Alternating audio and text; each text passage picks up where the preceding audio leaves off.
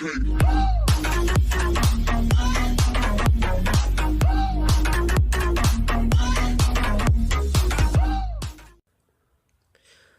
guys, another video na naman. So gagawin po natin is yung anime joystick for Mobile Legends. So first thing first, download nyo muna po yung file.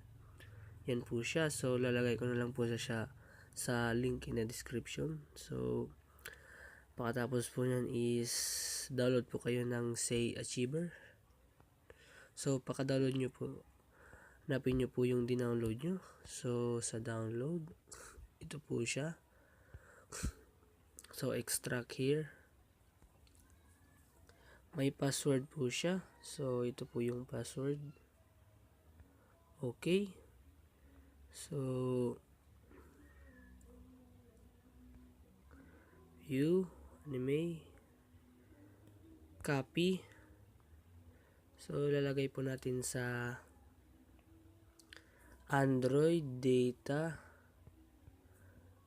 Mobile Legends, files, dragon, assets, UI, Android. So paste na lang po natin dito.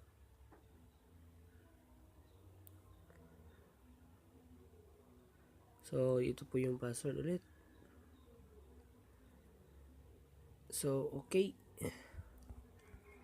So open na po natin ang Mobile Legend. So post ko na po para medyo mas madali.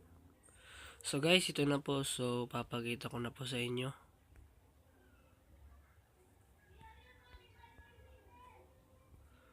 So custom muna po tayo. So let's start.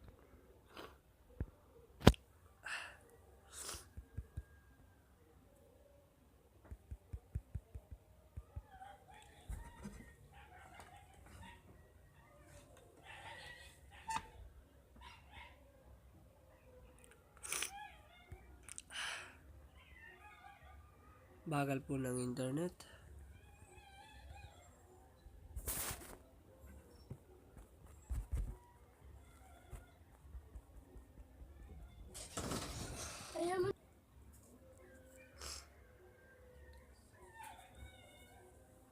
So yan na po siya.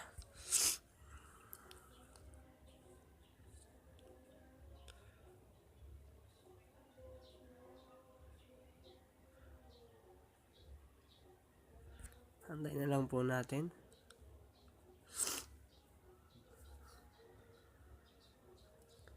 So kung may katanungan po kayo, lalagay ko lang po yung Facebook account ko sa link in the description.